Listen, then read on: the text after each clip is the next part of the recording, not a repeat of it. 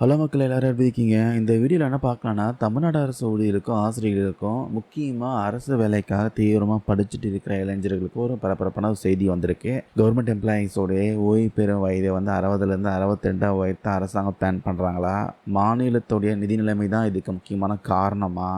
இந்த அதிரடி மாற்றத்தினால யாருக்கு லாபம், யாருக்கு நஷ்டம்? நிஜமாகவே இந்த ரிட்டைர்மெண்ட் ஏஜ் வந்து உயர்த்த போகிறாங்களா?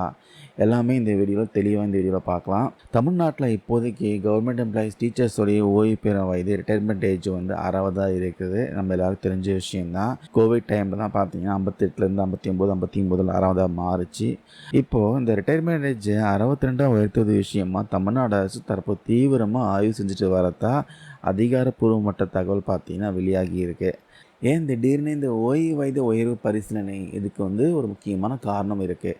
ஒரு அரசு ஊழியர் ஓய்வு பெறும்போது அவங்களுக்கு பணிக்கொடை, கிராஜுவிட்டி, ஓய்வு பலன்கள், பென்ஷன் பெனிஃபிட்ஸ் ஒரு பெரிய தொகை பார்த்திங்கன்னா அரசாங்கம் ஒரே நேரத்தில் செட்டில் பண்ணி ஆகணும். ஆனால் தற்போதைய சூழ்நிலையில் இந்த பண பலன்கள்லாம் ஒரே நேரத்தில் வழங்குறதுல மாநிலத்துறை நிதி நிலைமையை வந்து சில நெருக்கடியை வந்து ஃபேஸ் பண்ணிகிட்டு இருக்காங்க. இந்த எதிர்பாராத பொருளாதார சுமையை வந்து சமாளிக்கவும், அரசாங்கத்துடைய நிதி நிர்வாகத்தை வந்து சீராக வச்சுக்கவும், எம்ப்ளாயீஸுடைய பணி நீடிப்பு இல்லை ஓய்வு பெறும் வயதை வந்து உயர்த்துவது தவிர்க்க முடியாத ஒன்றா மாறிட்டு இருக்குதான் அரசு வட்டாரங்கள் தெரிவிக்கிறாங்க.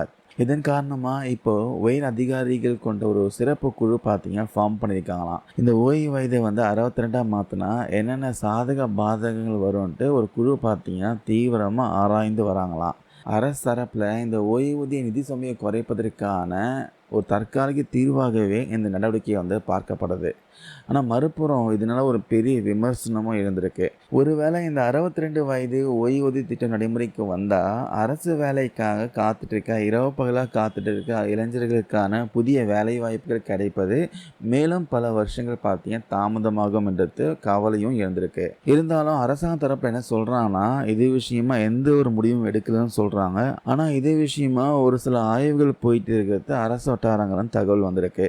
சுருக்கமாக சொல்லணும்னா நிதி நிலைமையை வந்து பேலன்ஸ் பண்ண அரசு இந்த முடிவை வந்து யோசிச்சுட்டு வராங்க. இதோட இறுதி முடிவு என்னவாக இருக்குன்றது எதிர்பார்ப்பும் பெரிய விவாதமும் அரசு ஊழியர்கள் இளைஞர்கள் மத்தியில் ஒரு பெரும் பரபரப்பை ஏற்படுத்தியிருக்குன்னு சொல்லலாம். கவர்மெண்ட் எம்ப்ளாயீஸ் ஏஜை வந்து 62 உயர்த்துவது பற்றி நீங்கள் என்ன நினைக்கிறீங்க?